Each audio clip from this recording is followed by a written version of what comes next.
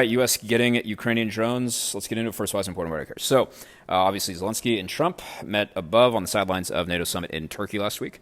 And coming out of that deal, Zelensky is and Ukraine is in dire need of Patriot interceptors. Infamously still low, and production is slow. Obviously, as we're using a number of those in Operation Epic Fury, or continued. I don't even really know if we call it Operation Epic Fury in Iran anymore. Nonetheless, our own stockpiles are running low. Thus, we can't just give them out for free. Now, at the same time, and over the course of Russia's invasion of Ukraine, Ukraine has become the world's premier and leading producer, manufacturer, and technology innovator for drones used in warfare. So the deal as it stands now is that the U.S. is giving a license to Ukraine to produce locally, domestically, Patriot missiles and interceptors inside of Ukraine. And in exchange, the U.S. is going to get its hands on Ukrainian drone technology, as well as manufacturing and everything else, too.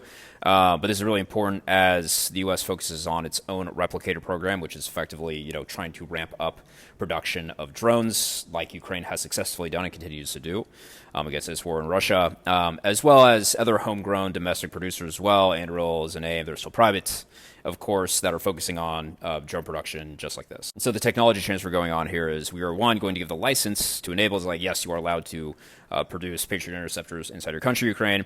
But then two, and the more important part, is we're actually going to show them how to make them, how to produce them. So that's significant. And so, we both kind of need this from each other. So Ukraine, oh my gosh, Ukraine needs the interceptors, the Patriot interceptors, and the U.S. Badly needs the drone technology. As it stands, again, we view it as positives all around. Thinking about risks, the obvious one that comes to mind first is, okay, the Ukrainians are going to be producing Patriot interceptors in Ukraine. Could Russia potentially get its hands on it? I think the most likely scenario that could happen in is espionage. Obviously, it's pretty hard for Russians to go to Ukraine right now. It's a joke, obviously. It's not happening unless you're a soldier.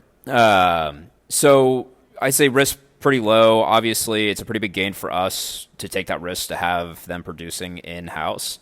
And there's probably also, as part of the deal, we haven't read this, but we'd have to assume, too, there's probably like a right of first use. So, yes, Ukraine could be producing extra. One, it helps the U.S. fill its own stockpile back up. But then two, the first ones that come off the line, first handful, out of 10, let's call them, first 5 or a number would go to Ukraine first, which makes a lot of sense, as well as allies, too. So, obviously, it carries risks, but this is a huge gain both for the U.S. and its drone technology transfer with Ukraine, as well as restocking, resupplying, so it helps the Ukrainian effort, as well as resupplies the own U.S. arsenal as we continue to fight in Operation Epic Fury, like Scar for more.